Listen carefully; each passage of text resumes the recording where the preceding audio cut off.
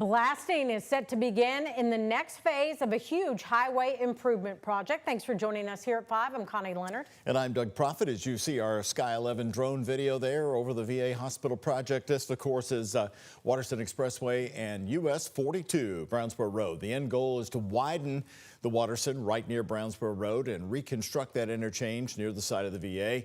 WHAS11's Conroy DeLuche and senior photojournalist Alyssa Newton have been talking to neighbors today and a business owner who are rolling with the punches.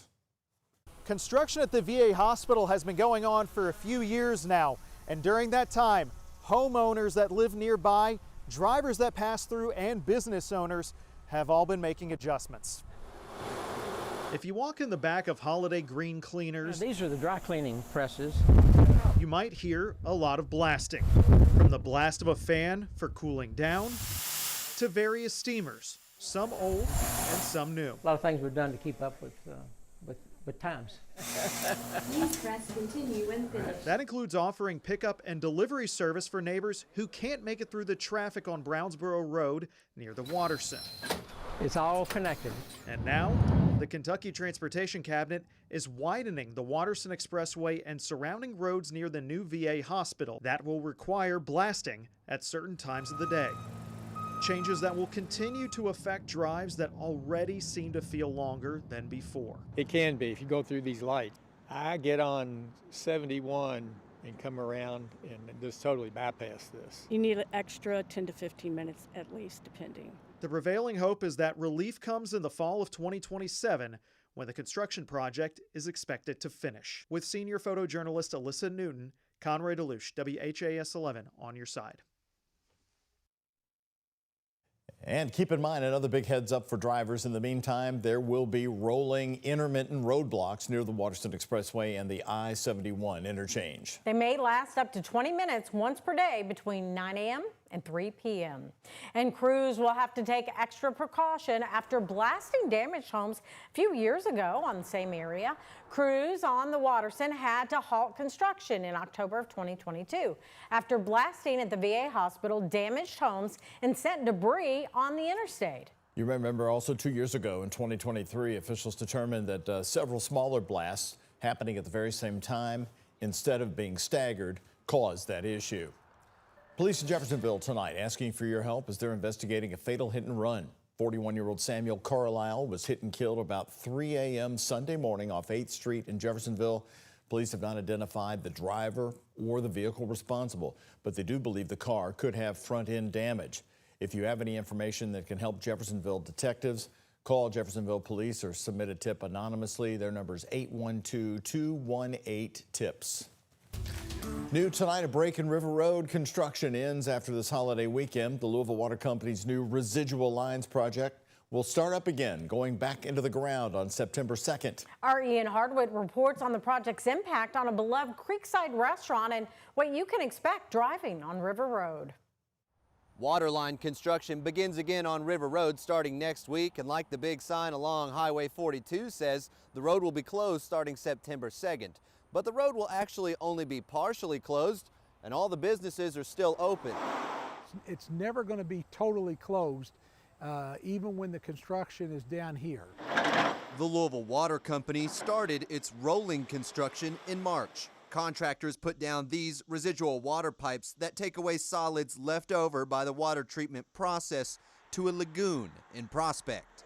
The project is expected to reach Cunningham's Creekside by next March, but already owner Brent George says he lost business because people think the road is fully closed, leading to his first summer where he didn't outsell the previous one. It's not like the next day you're going to do 1.5 times the business to make up for what you lost the day before. The Waterline project paused this month for the Louisville Ironman Marathon's bike route and to help businesses during peak season, the water company said. At Cunningham's, that's translated to at least a 10% spike in business. 10 to 15%, which again in the summer are some pretty substantial numbers. With phase 1 of construction starting at Zorn Avenue, finished and freshly paved, about half the job is done.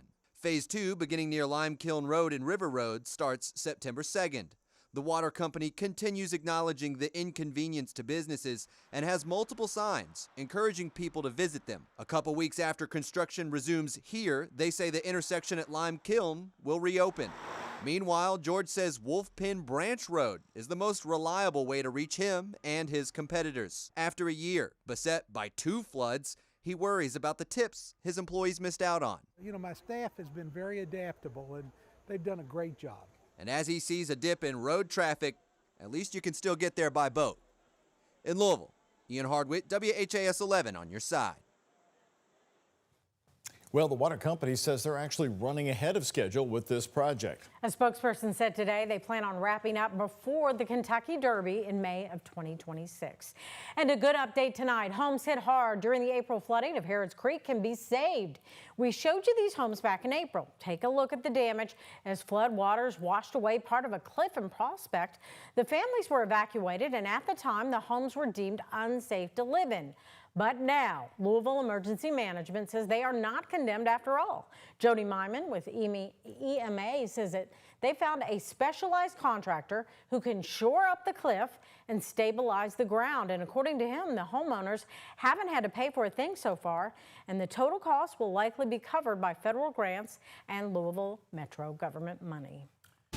Well, we hope you shut down the air conditioning for a while and just sit back and enjoy this amazing Kentuckiana weather. This is the season that we really wait for, but it has come so much earlier than expected. Really nice out there. I haven't seen so many people out taking a walk or riding their bike in a while, Mallory. This is really the payoff. After the very hot and humid summer, the very wet spring that, of course, that we had, we're enjoying temperatures in the 70s with low humidity right now. We're taking a live look outside from our U of L Health camera over the Louisville campus there. We are seeing partly sunny skies, so clouds have increased throughout the day. Temperatures have warmed into the 70s. We made it up to 78 degrees for a high today in Louisville. We're currently sitting at 75, a lot of low to mid 70s across Kentuckiana. And the reason the air feels so comfortable and even a little bit crisp at night and in the morning, that's because our dew points have plummeted. They've mixed down into the upper 40s in some spots. That is very dry air, especially for this time of year. We were in the dew points in the 60s or even 70s for much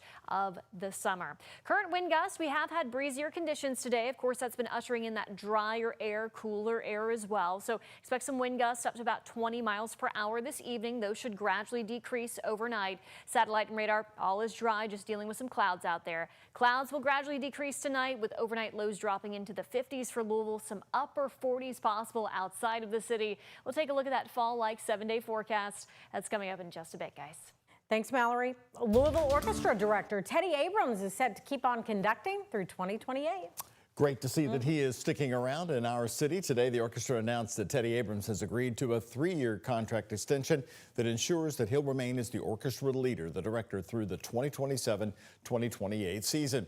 Abrams arrived in Louisville in 2013, starting as music director designate before assuming the full role in the 2014-2015 season. He's been at the helm of several major projects concerning the orchestra, including the In Harmony Tour, which took the orchestra to communities across Kentuckiana, and the Creators Corps, which embeds composers in Louisville neighborhoods, letting them compose collaborative music with the community for 1 year at a time. Abrams says it was a no-brainer to extend his contract and credits the people of Kentucky for influencing his decision. But it's the people.